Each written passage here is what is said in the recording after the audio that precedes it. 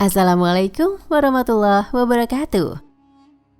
Kisah Imam Mahdi yang menjadi imam sholat Nabi Isa pada hari kiamat dijelaskan dalam hadis yang diriwayatkan Imam Muslim dan Imam Ahmad.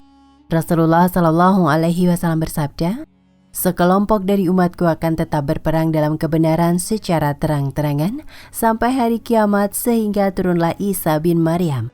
Maka berkatalah pemimpin mereka Al-Mahdi, 'Kemarilah dan imamilah salat kami.' Ia menjawab, 'Tidak, sesungguhnya sebagian kamu adalah sebagai pemimpin terhadap sebagian yang lain, sebagai suatu kemuliaan yang diberikan Allah kepada umat ini, umat Islam.'"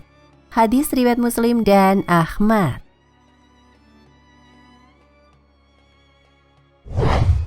Hal pertama yang akan dilakukan Isa setelah turun dari langit adalah menunaikan sholat sebagaimana yang dijelaskan oleh hadis tersebut.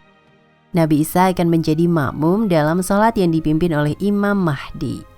Peristiwa kedatangan Nabi Isa ini sebelumnya akan didahului oleh kondisi dunia yang dipenuhi dengan kezoliman, kesengsaraan, dan peperangan besar yang melibatkan seluruh penduduk dunia.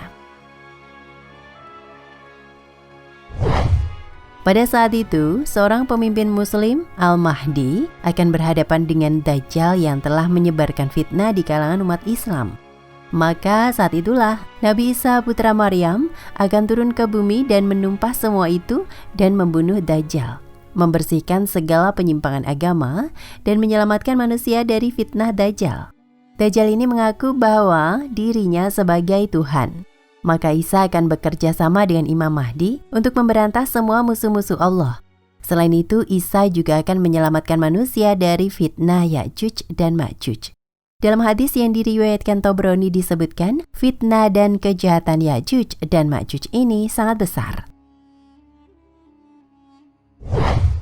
Tiada seorang manusia pun yang dapat mengatasinya.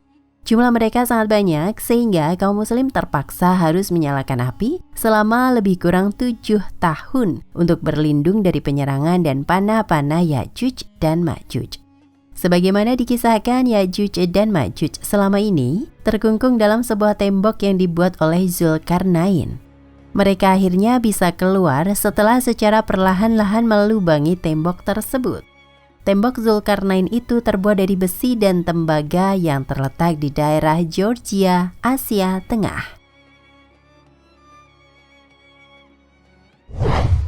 Untuk mengatasi masalah ini, kaum muslim terpaksa harus bertahan di Bukit Tursina selama beberapa waktu, hingga akhirnya Nabi Isa berdoa kepada Allah agar mengirimkan bantuan, dan doa pun dikabulkan.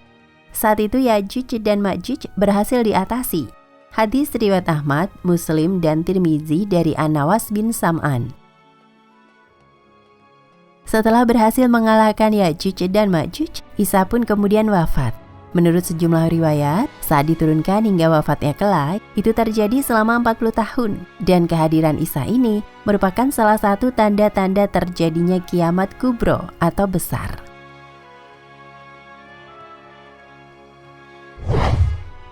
Sifat turunnya Nabi Isa, Yusuf bin Abdullah bin Yusuf Al-Wabil dalam kitab Asyratus Sa'ah mengatakan, setelah keluarnya Dajjal dan kerusakan yang dia lakukan di bumi, maka Allah mengutus Nabi Isa alaihi salam, lalu beliau turun ke bumi. Beliau turun di Menara Putih sebelah timur Damaskus di Syam. Beliau memakai 2 helai pakaian yang dicelup dengan minyak Ja'faron, meletakkan kedua tangannya di atas sayap kedua malaikat.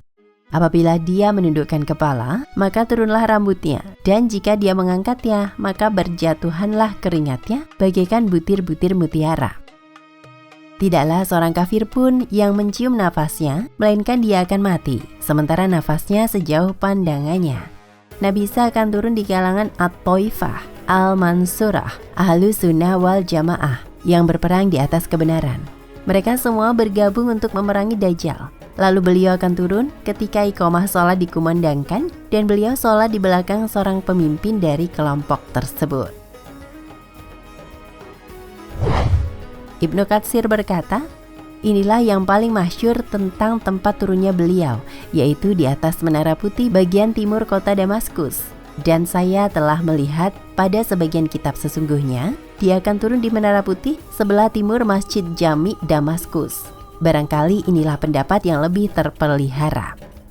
karena di Damaskus tidak dikenal ada sebuah menara di bagian timur selain menara yang ada di sisi Masjid Jami Al-Umawi di Damaskus di sebelah timurnya. Inilah yang lebih tepat lagi cocok karena dia akan turun ketika sholat didirikan. Lalu pemimpin kaum muslimin akan berkata kepadanya, "Wahai Ruhullah, majulah." Lalu dia berkata, "Engkau yang maju karena sesungguhnya iqamat dikumandangkan untukmu."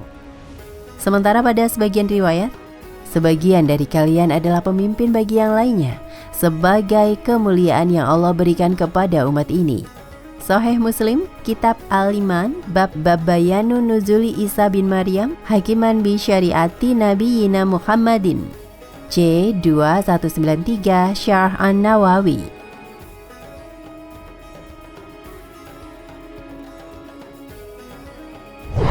Selanjutnya Ibnu Katsir mengatakan bahwa pada zamannya, yaitu pada tahun 741 Hijriah, kaum muslimin memperbarui menara dengan menggunakan batu putih. Ketika itu pembangunannya diambil dari harta kaum Nasrani yang telah membakar menara tersebut yang berada di tempat mereka. Barangkali ini merupakan salah satu tanda kenabian yang tampak. Allah menakdirkan pembangunan menara ini dari harta orang-orang Nasrani agar Nabi Isa bin Maryam turun pada menara tersebut untuk membunuh babi, menghancurkan salib, tidak menerima jizyah dari mereka. Akan tetapi, pilihannya adalah masuk Islam atau dibunuh. Demikian pula orang-orang kafir dari kalangan yang lainnya. An-Nihaya Al-Fitan wa Malahim 144 hingga 145, Tahqiq Dr. Toha Zaini. Apabila Allah telah mengutus Al-Masih bin Maryam, dia akan turun di Menara Putih sebelah timur Damaskus dengan mengenakan dua pakaian yang dicelupkan Wars dan Ja'faron, meletakkan kedua telapak tangan di sayap dua malaikat. Ketika menundukkan kepalanya, maka rambutnya akan turun, dan ketika dia akan mengangkatnya, maka berjatuhan darinya keringat bagaikan butiran mutiara. Maka tidaklah seorang kafir mencium aroma nafasnya, melainkan dia akan mati, dan aroma nafasnya sejauh mata memandang. Kemudian dia akan mencari Dajjal, hingga dia mendapatkannya di pintu Lut, lalu membunuhnya. Selanjutnya, satu kaum yang Allah lindungi akan datang kepada Isa bin Maryam, lalu dia akan mengusap wajah mereka dan bercerita kepada mereka tentang derajat mereka di dalam surga. Sahih Muslim, Kitab Al-Fitan wa Asyaratus Sa'ah, Bab Zikrud Dajjal 18-6768, Syarh An-Nawawi.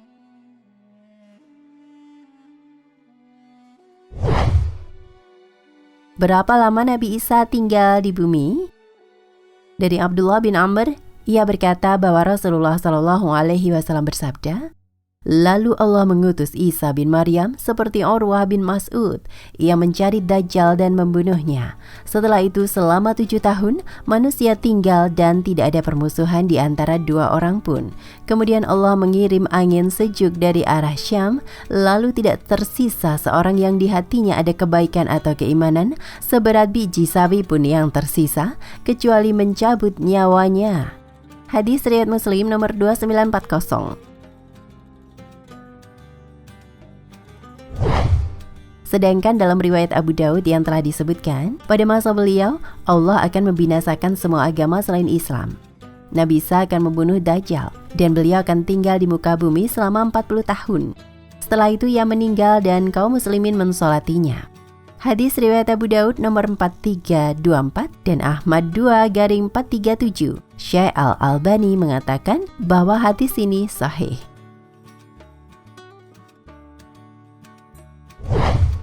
Dalam riwayat Ahmad dari Aisyah, Rasulullah SAW bersabda, "Jika Dajjal telah keluar dan saya masih hidup, maka saya akan membela menjaga kalian. Namun Dajjal keluar sesudahku. Sesungguhnya Rob kalian Azza wa Jalla tidaklah buta sebelah bermata satu, dan Dajjal akan keluar di Yahudi Asbahan hingga ia datang ke Madinah dan turun di tepinya, yang mana Madinah pada waktu itu memiliki 7 pintu. Pada setiap pintu terdapat malaikat yang menjaga, lalu akan keluar menuju kepada Dajjal sejelek-jelek penduduk Madinah darinya hingga ke Syam, tepat di kota Palestina di pintu Lut." Sesekali Abu Daud berkata, hingga Dajjal datang tiba di Palestina di pintu Lut, lalu Isa alaihi salam turun dan membunuhnya. Kemudian Isa alaihi salam tinggal di bumi selama 40 tahun dan menjadi imam yang adil dan hakim yang adil. Hadis riwayat Ahmad 6-75, Syekh Syuaib Al-Arnaud mengatakan bahwa sanadnya hasan.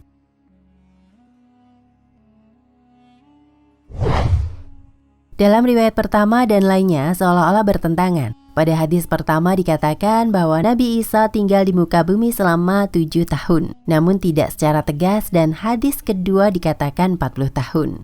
Ibnu Katsir rahimahullah mengatakan, disebutkan dalam hadis bahwa Nabi Isa tinggal di muka bumi selama 40 tahun. Namun dalam Sahih Muslim disebutkan dari Abdullah bin Umar bahwa beliau menetap selama 7 tahun, seolah-olah di sini ada yang rancu. Maka kita bisa maknakan bahwa maksud beliau tinggal di muka bumi selama 7 tahun adalah waktu tinggal setelah beliau turun ke muka bumi, sebelumnya diangkat ke langit. Sedangkan sisanya adalah waktu beliau menetap di muka bumi sebelum diangkat ke langit. Oleh karena itu dari sini kita dapat mengatakan bahwa umur Nabi Isa adalah 33 tahun sebelum beliau diangkat ke langit. Inilah yang masyhur. Namun apa yang dijelaskan oleh Ibnu Katsir dengan jalan mengkompromikan riwayat yang ada disanggah oleh As-Safarini. As-Safarini menjelaskan hadis Aisyah yang dikeluarkan oleh Imam Ahmad dan lainnya yang mengatakan Isa akan membunuh Dajjal lalu akan tinggal di muka bumi selama 40 tahun. Hadis tersebut sama sekali tidak bermasalah. Al-Baihaqi pun berpegang dengan riwayat yang mengatakan bahwa Isa akan tinggal di muka bumi selama 40 tahun. Sebagaimana pula dinukil dari As-Suyuti, beliau pun menguatkan salah satu pendapat dan bukan lewat jalan kompromi. Karena jika ada tambahan penjelasan dari perawi yang sikoh, ziyadah sikoh, tentu saja bisa dijadikan argumen. Mereka yang mengatakan bahwa setelah Isa turun akan tinggal selama 40 tahun berpegang dengan riwayat yang banyak.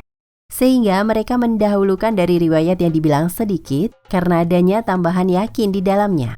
Hadis yang mengatakan bahwa Isa tinggal selama 40 tahun itulah mutsbit yang menyatakan secara tegas. Tentu saja ini yang mesti didahulukan. Dari sini pendapat yang lebih tepat adalah riwayat yang menyatakan bahwa setelah Isa turun, ia akan tinggal di muka bumi selama 40 tahun. Karena riwayat ini yang lebih banyak sebagaimana diisyaratkan tadi oleh As-Safarini. Namun boleh jadi 40 tahun seakan-akan dirasakan begitu cepat seperti 7 tahun. Wallahu a'lam bishawab. Nah pemirsa Ensiklopedia Al-Fatih, sampai di sini perjumpaan kita kali ini. Semoga menginspirasi.